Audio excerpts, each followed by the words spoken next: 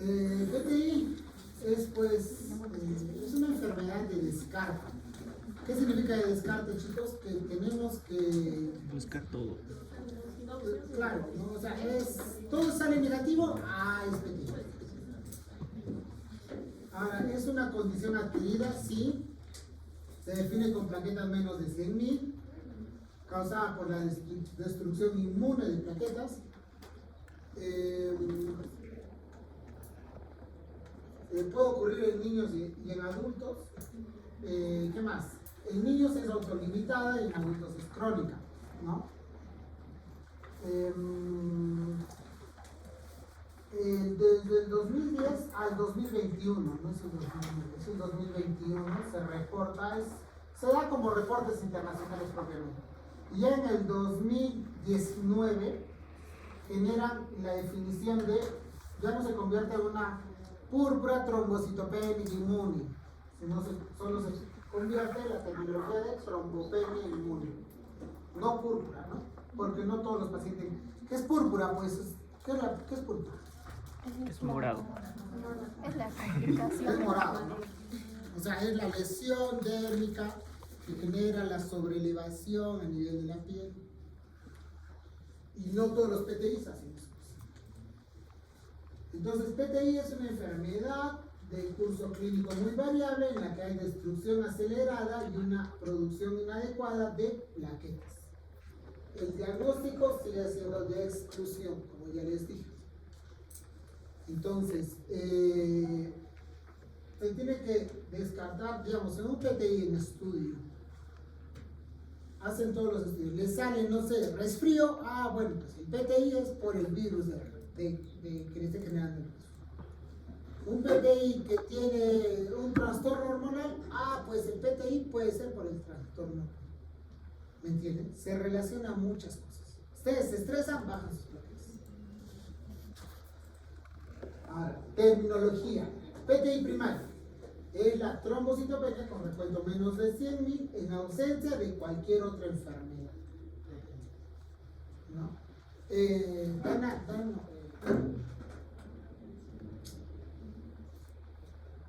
¿Cómo te llamas? La de lentecitos. ¿Estás grabando? Nos van a meter en problemas. Porque los del otro grupo realmente son PTI secundario. Son todas las formas de trombocitopenia, excepto el PTI. ¿Secundario qué?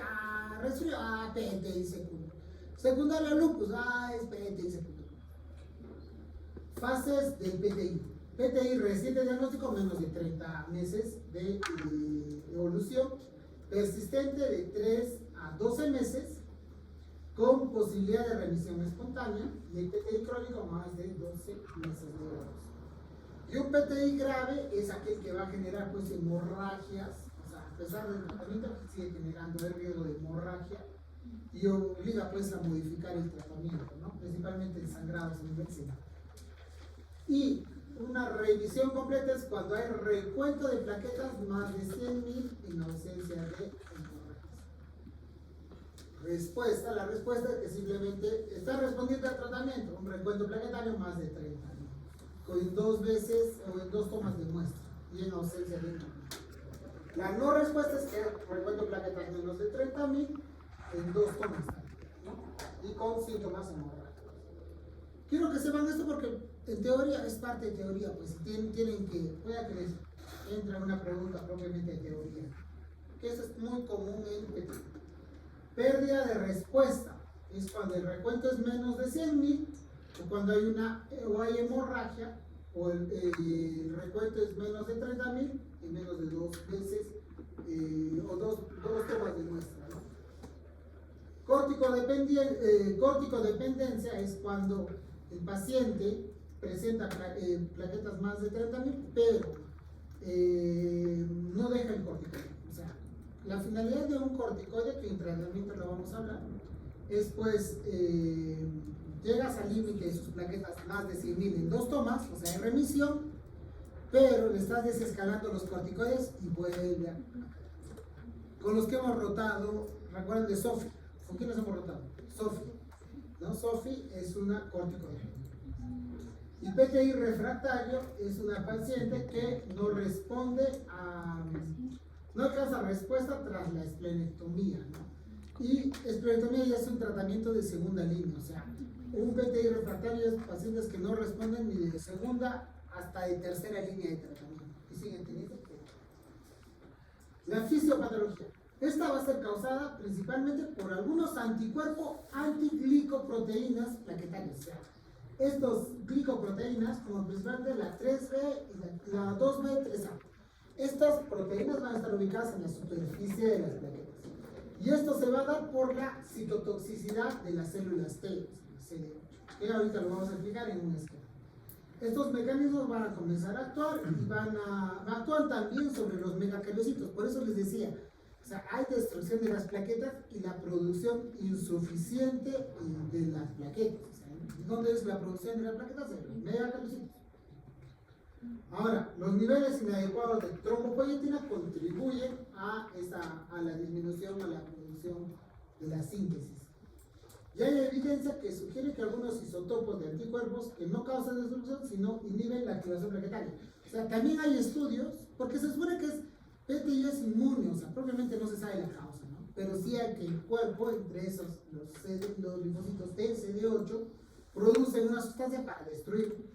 Y hay otras que describen que simplemente inhiben la activación de las plaquetas.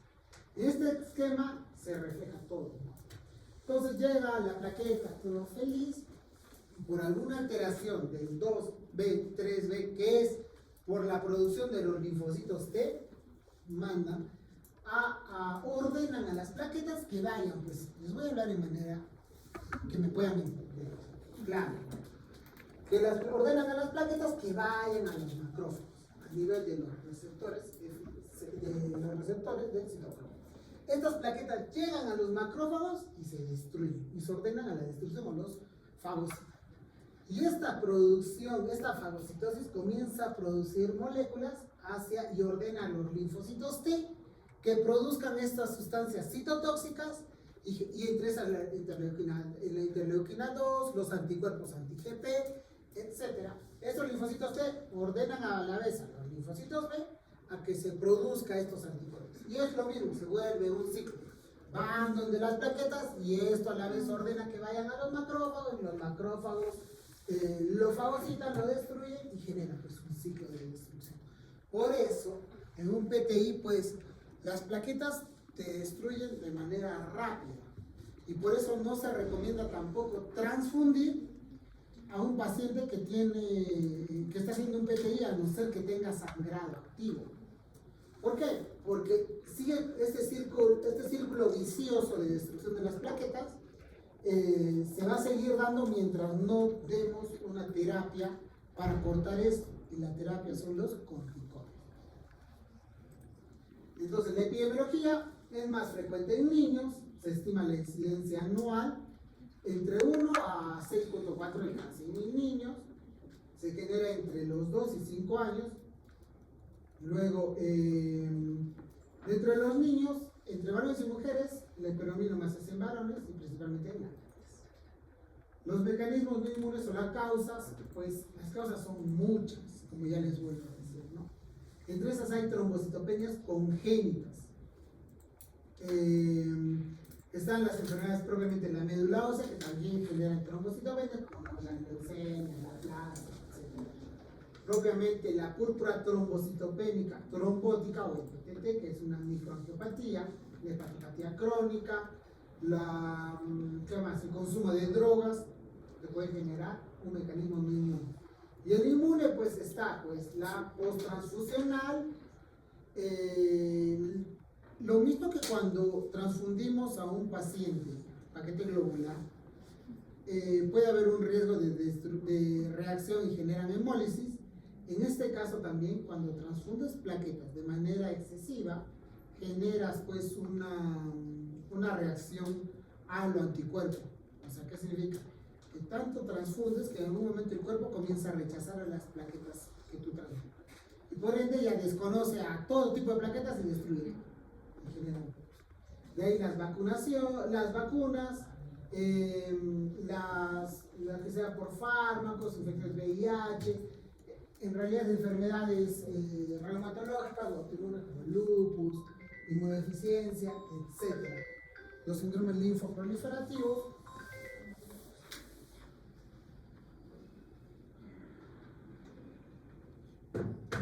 En realidad hay muchas causas. El diagnóstico, como ya les dije, es de exclusión. Pero el PTI, en gran parte del diagnóstico clínico, es realizado en pacientes de buena estructura.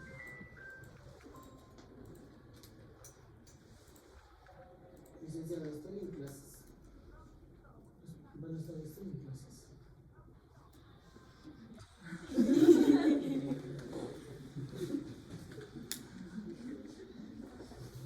Pool de plaquetas o aféresis, cualquiera de los dos. Ya, ¿qué les pasa en simples? ¿No?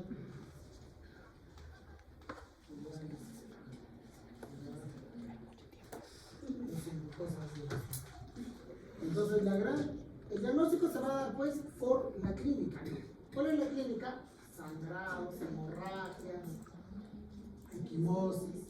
Y luego se confirma con el laboratorio, que es las plaquetas bajas. Eso es el diagnóstico de una trombosis. Y como ya les dije, la causa para confirmar que sea primaria es el del escape. Entonces, como ya la clínica, ya saben, sangrados, hematuria, gingivorragia, menorragia, ginecorragia, todo tipo de sangrado, por cualquier lado, o sea, sangran, epistaxis, equimosis, petequias, este tipo.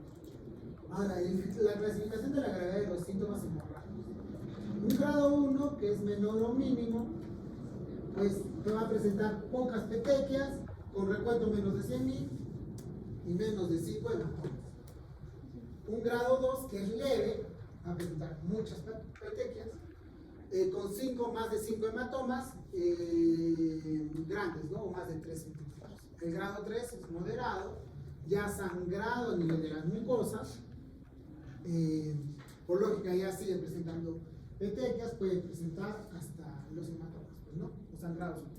Y el grado 4, que es grave, que son sangrados fuera de las mucosas, pues hay un sangrado sospecha de una hemorragia digestiva, digamos, alta, o una hemorragia grave, hemorragia pulmonar, articular. En realidad sangran por donde sea. O sea, estos pacientes, pues, la alteración de las plaquetas, la función de las plaquetas es muy importante en el proceso de coagulación. En resumen, las plaquetas, ¿cuál es el objetivo de las plaquetas en la coagulación, chicos? Es que en su superficie actúan los factores de coagulación para formar el coágulo. Esa es la función de las plaquetas. Entonces, y junto con la formación de los factores, todo, y de la trombina, se unen ahí también las plaquetas para pues formar un solo coágulo. Entonces, si no hay plaquetas, no tiene dónde actuar los factores de coagulación. Y simplemente podemos tener nuestro perfil de coagulación normal y no hay plaquetas, va a sangrar. ¿Entienden? Entonces, estos pacientes no tienen plaquetas, van a sangrar. Por eso la clínica es sangrado. Porque no hay coágulo, o sea, no tienen cómo formar el coágulo para poder obstruir eso. Y por eso se transfunden las plaquetas cuando hay sangrado activo. Si no hay sangrado activo, no se transfunden plaquetas. Y potencialmente mortal, pues cuando ya hay un sangrado intracraneal. Entonces todo va a depender. La clínica de petequias, estos coágulos adheridos, es muy común estos coágulos adheridos a nivel de toda la boca, que se caen con el tratamiento. Los estudios, ya le dije, o sea, mínimo el hemograma, pues, ¿no? Para saber cómo son las plaquetas. Sangre periférica es importante. ¿Por qué? Porque ya les dije, recuerda cuando hablábamos de hemogramas, que la mejor forma de saber el nivel de plaquetas es por recuento manual de plaquetas. Entonces, es importante hacer el recuento manual. De ahí el perfil de coagulación, sí, pues, ¿no? El perfil de coagulación, si hay el test de Kuhn, dos inmunoglobulinas, perfil hepático, todo el resto del estudio de microelectro para ver que no sea una causa viral. se hace estudio de aspirado de médula ósea cuando el paciente no responde al tratamiento que ahorita les voy a dar. Estos son los recuentos laboratoriales, literalmente. Pues no el conteo sanguíneo, ver pues que, por lógica, en el hemograma que vamos a encontrar, plaquetas, para que sean menos de 5. Luego que el recuento de reticulocito está normal. El examen de nivel de sangre periférica, como ya les dije, el recuento manual van a encontrar pues, disminución de las plaquetas, ¿no? No hay blastos o no hay otras células que estén estimulando la destrucción de esto. Tratamiento. El tratamiento es, va a depender mucho del nivel de plaquetas. Si las plaquetas están menos de 20.000, este paciente se inicia corticoides y si está con si solo está con plaquetas menos de 20.000 y no hay sangrados, inicio el corticoide. Y en algunos casos la inmunoglobulina, si hay un sangrado. Si es un paciente entre 20.000 y 50.000 y hay sangrado, corticoides y inmunoglobulina.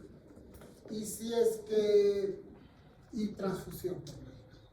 Si es que es asintomático, el paciente no requiere tratamiento porque entre 20.000 y 50.000 no hay riesgo, o se le puede dar o se puede arrancar hasta corticoides, pero eso depende de la valoración clínica. Y si es más de 50.000 a 100.000, pues igual no requiere tratamiento, porque una hemostasia con menos de 50.000 es que sangre, hay posibilidad. Más de 50.000 no hay riesgo de sangrado.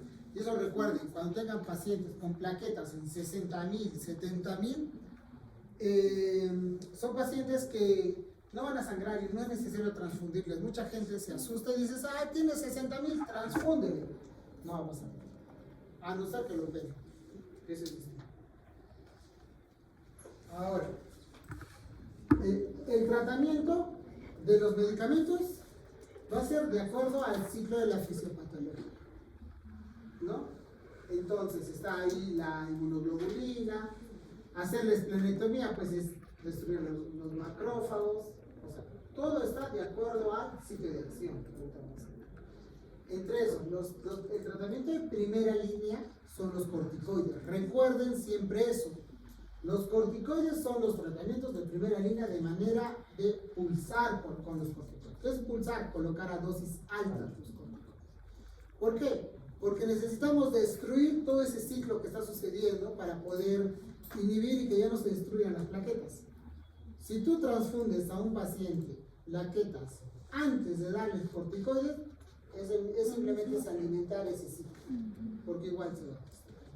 Entonces recuerden siempre, el tratamiento de elección son corticoides. Entre esos está la prednisona, la dexametasona, la metilprednisona. La otra opción son las inmunoglobulinas. Las inmunoglobulinas tienen la capacidad de poder estimular a la producción de las plaquetas, pero de una manera aguda. O sea, se da en pacientes con sangrado activo, ¿sí? Que te va a mejorar las plaquetas en 24, 48 horas, sí, te va a mejorar bastante, pero también no tienen la sostenibilidad. O sea, te suben y luego dejas de darle la inmuno y otra vez más. Por eso estos pacientes se dan de manera aguda, cuando un paciente está teniendo sangrado activo. Se le da la inmunoglobulina, pero es un medicamento pues que solo ahorita lo tienen de salud. En el MINSA no. En el MINSA PTI se les da la dexametasona o la metilprednisolona y como terapia de mantenimiento la prednisona. Luego está, como ya le dije, el tratamiento de primera línea son los corticoides: prednisona, dexametasona, y la inmunoglobulina en pacientes que tengan hemorragia grave, como ya les dije, ¿no? Hay estudios que comparan pues la dexametasona con la prednisona y en realidad no hay mayor respuesta, o sea, es igual, literalmente es igual, ¿no? Ahora, las terapias de segunda línea, la terapia de segunda línea es importante. ¿Por qué? Porque en estos casos, cuando no hay respuesta hacia los corticoides, ya mínimo por 3 meses, o sea, cuando ya se convierte en un PTI persistente, tienes que pensar y no hay respuesta, tienes que pensar en rotar a una terapia de segunda línea. Y para rotar a una terapia de segunda línea, primero hay que ver pues cómo está la médula ósea, que son las pirámides. Entonces, entre esos está la esplenectomía. La esplenectomía es una terapia de segunda línea, no es de primera. ¿Ya? También está la terapia como el rituximab, que es una terapia molecular, y hasta está también el trombopac. El trombopac es como que el boom ahora del PTI refractario. El trombopac también todo lo tiene el CIS. O sea, ya no es necesario hacer esplenectomía a los pacientes con PTI. Yo personalmente he sido formado con el pensamiento de que un PTI no debe ser esplenectomizado, a no ser que realmente no. Pero los antiguos, su primera opción es la esplenectomía. ¿Por qué? Porque ¿cuáles son las complicaciones de una esplenectomía, chicos? O los riesgos infecciosos.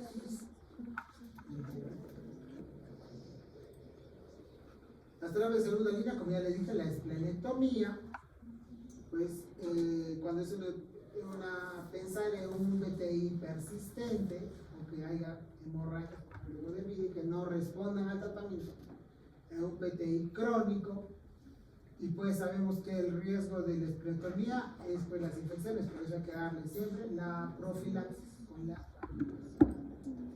De ahí está el trombopac, que es pues el trombopac que ahorita es el boom, ¿no?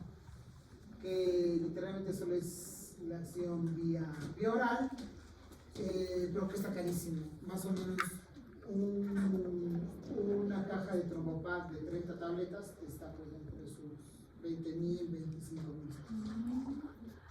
Ya el romiplastin, que es otro medicamento que se coloca vía subcutáneo, que también va.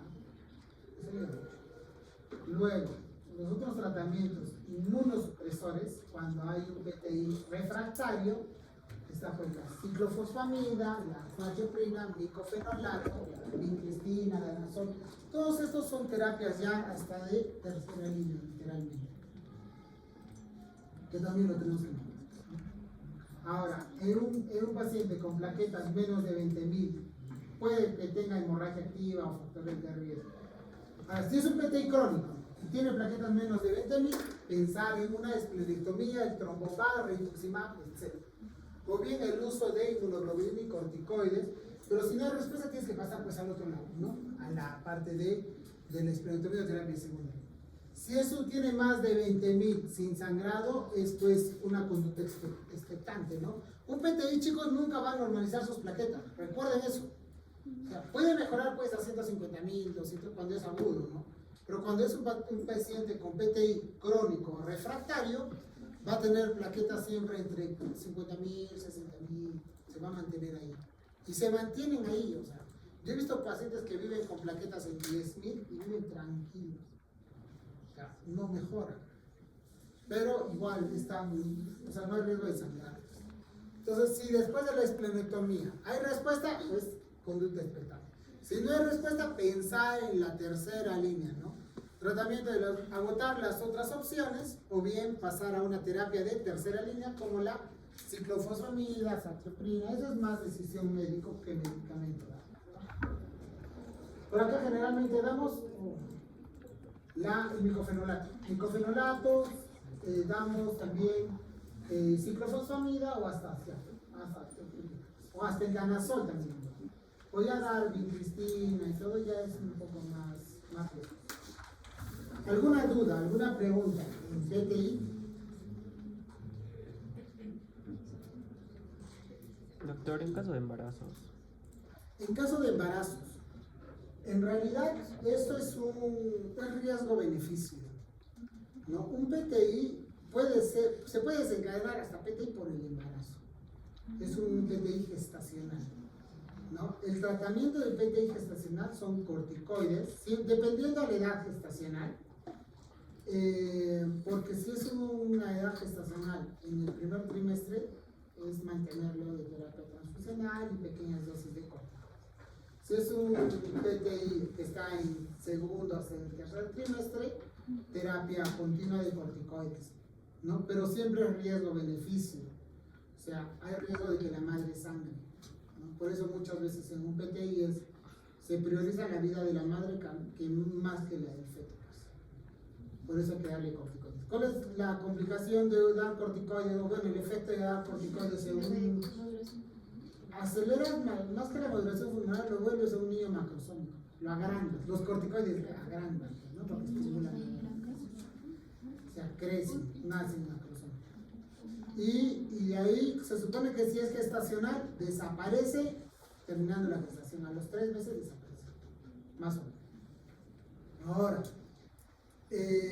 otro punto que no he hablado es la frecuencia de un PTI en niños. Lo más común y lo más frecuente son virus, mientras que un PTI en adultos lo más común y lo más frecuente son enfermedades del tejido conectivo, colágeno. En realidad, recuerden mucho eso. Ahora, por eso en los niños se autolimita, yo lo decía al inicio. ¿Por qué? Porque va a pasar el proceso viral y pasa todo. Mientras que en los adultos, pues, tienen la enfermedad difunda, ¿no?